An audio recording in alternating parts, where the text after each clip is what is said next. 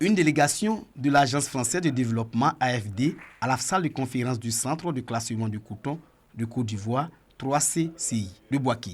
Une délégation composée d'élus français et d'administrateurs de l'AFD vient s'enquérir de la mise en œuvre du projet Résilience des systèmes cotonniers du nord de la Côte d'Ivoire, RESCO. Un projet cofinancé par l'AFD et l'État de Côte d'Ivoire a permis d'équiper le 3CCI en matériel technique de dernière génération pour rendre la filière cotonnière plus performante et compétitive. Cette visite a permis de présenter la filière, de présenter un peu le RESCO et de présenter un peu l'impact du RESCO sur la filière, sur les populations vivant dans le bassin cotonnier. Après la présentation du projet RESCO, la délégation s'est rendue à la salle technique de classement du coton. Ici, les nouveaux équipements et matériels sont visités et présentés. Le NEP Tester, c'est un appareil qui permet de déceler tout ce qui est NEP, c'est-à-dire des petits nœuds qui se trouvent dans la fibre du coton. La HDSD, elle nous permet d'avoir des informations beaucoup plus précises sur le collage du coton. Le rapporteur du budget de l'aide publique au développement est satisfait de l'exécution du projet RESCO. C'est assez impressionnant de voir, donc l'idée c'est évidemment de visiter ce centre de tri, de voir tout le processus de tri et de voir à quel point aussi l'interprofession innove, investit dans des machines, dans de la technologie pour encore augmenter son niveau d'expertise et permettre de structurer la filière de coton. Le projet Résilience des systèmes cotonniers du nord de la Côte d'Ivoire vise à soutenir le développement durable de la filière cotonnière dans un contexte de vulnérabilité climatique en adoptant une approche sensible au genre.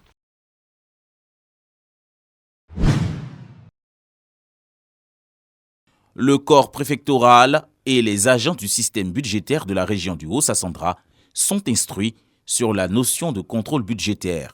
Nous sommes à la rentrée budgétaire 2025. Le directeur régional du budget du Haut-Sassandra donne les rudiments nécessaires de la pratique.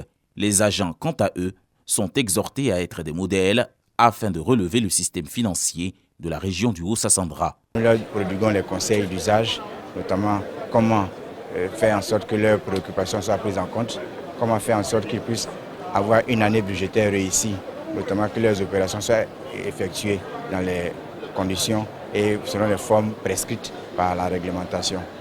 C'est une occasion vraiment d'échange avec l'ensemble des acteurs. Le préfet de région s'engage également à promouvoir et à lutter contre les malversations financières dans l'administration. La rentrée budgétaire dans la région du Haut-Sassandra a été une occasion de former les conseillers régionaux sur les réformes des directions régionales du budget et des finances et le nouveau statut général de la fonction publique.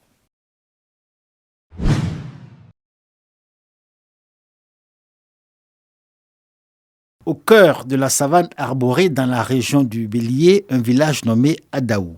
Cette localité dépendant de la sous-préfecture de Kouébo dans le département de Toumbodi séduit par l'engagement de ses filles, fils de cadres, à être le catalyseur de son devenir. Depuis que le village a été relocalisé sur un nouveau site il y a une dizaine d'années, la PAC, ou Pakinou comme on l'appelle en pays baoulé, est un moment de rencontre pour poser des actions de développement et de progrès. À la tête de l'organisation de cet événement annuel où se mêlent réflexion, orgie, ripaille et renforcement des liens familiaux, la MUDESNAT, Mutuelle de développement de Ngouan Adaou Tétrenou, en collaboration avec la chefferie du village. C'est depuis l'année passée, 2024, c'est ça qu'on a commencé à préparer cette PAC de 2025. Nous, enfants qui ne connaissent pas ici, nos cas venir ensemble, on va faire la fête et on va préparer la venue du village. Cette fête de Pâques a un centre d'intérêt, la construction de notre château d'eau. Le château d'eau qui nous a été octroyé par le conseil régional. Donc nous partons pour faire la première pause afin que notre village soit doté d'eau, l'eau qui est source de vie. L'eau, source de vie. Ici, la question de l'eau se pose avec acuité. Dans le village, seulement 2 pompes à motricité humaine pour le ravitaillement en eau dans les habitations. Aujourd'hui, l'accroissement de sa population, fortement souhaité par la notabilité favorisée par la richesse et la beauté de ces terres, objet de convoitise, cause un préjudice à Adaou. En cette période de sécheresse qui sévit partout dans la région du Bélier, l'eau devient de plus en plus rare et provoque le harassement des populations. Pompe là, un peu seulement ça se gâte. on ne trouve pas l'eau.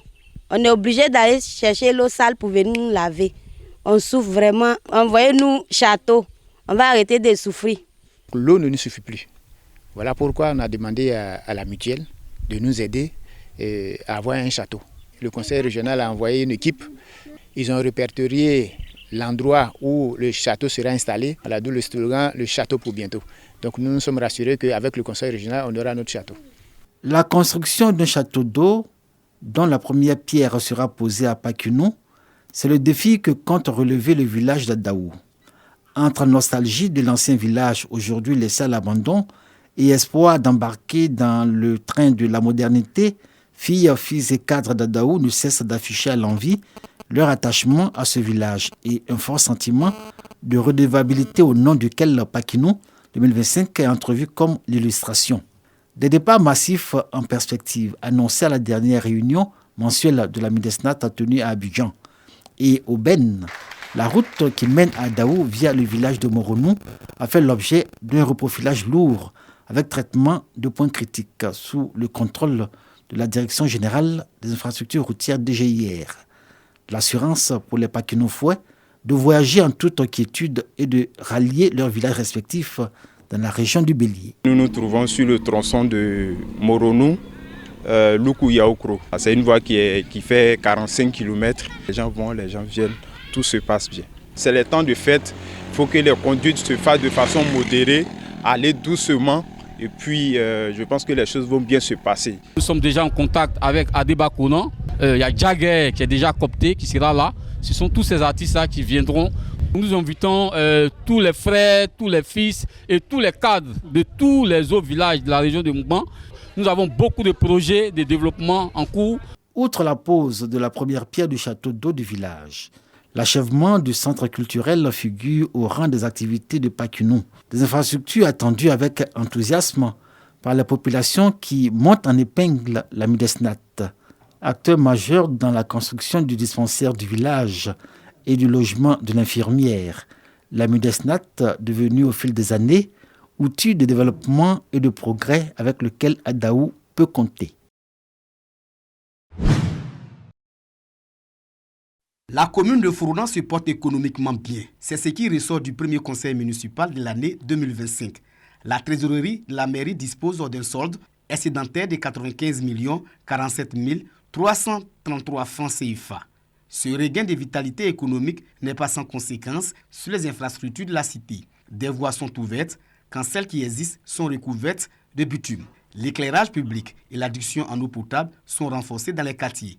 Les jeunes et les femmes reçoivent du soutien pour leur permettre d'exercer des activités génératrices de revenus. Les choses se passent mieux ici à Fourounan et c'est le lieu pour moi de remercier Monsieur le Président de la République, Son Excellence Alassane Ouattara, ainsi que le gouvernement pour ces budgets qui sont mis à disposition de nos collectivités territoriales et qui nous permettent, nous, en tant qu'élus locaux, et connaissant mieux les réalités de nos populations, donc de pouvoir choisir un certain nombre d'investissements qui ont le plus d'impact sur le quotidien de nos populations. Kinapara Koulibaly fait aussi de la cohésion sociale son affaire. Nous continuons de véhiculer un message de paix, un message de cohésion, un message de concorde, un message de vivre ensemble.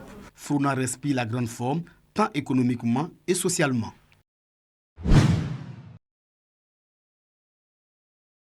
À la salle des fêtes de la mairie d'Issia, les chefs de canton, les chefs de village, les présidents de mutuelles, les responsables d'associations et mouvements de jeunesse, les groupements de femmes et guides religieux sont en séminaire.